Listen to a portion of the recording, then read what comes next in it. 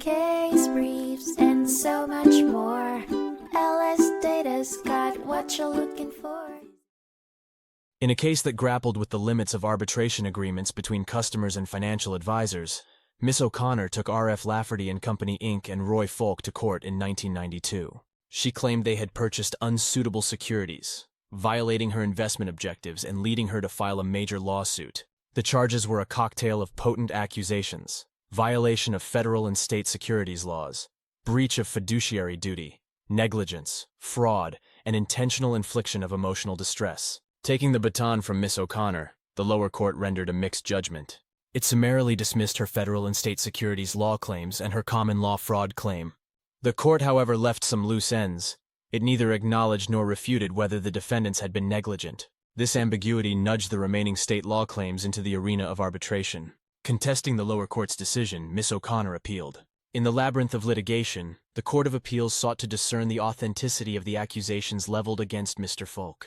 Given complete discretion over Miss O'Connor's account, he maintained a stance of conducting thorough investigations before purchasing any securities. Consequently, the court concurred that there was no evidence of intentional or reckless fraud. In a twist of legal interpretation, the Court of Appeals upended the lower court's order to compel arbitration.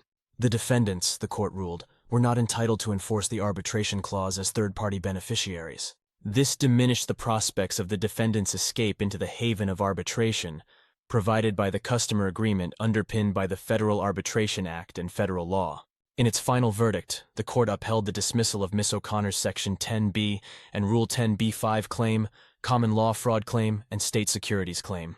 It also reinforced the lower court's denial of Miss O'Connor's request for attorney's fees, standing by the judgment that the defendants had not acted in bad faith. Yet the legal tangle wasn't entirely resolved. The district court would now be the battleground for Miss O'Connor's remaining state law claims. Against a backdrop of alleged breach of fiduciary duty, negligent failure to supervise, professional misconduct, and intentional infliction of emotional distress. Case briefs, and so much more. LSData's got what you're looking for. Visit lsd.law, elevate your mind, leave the stress of class.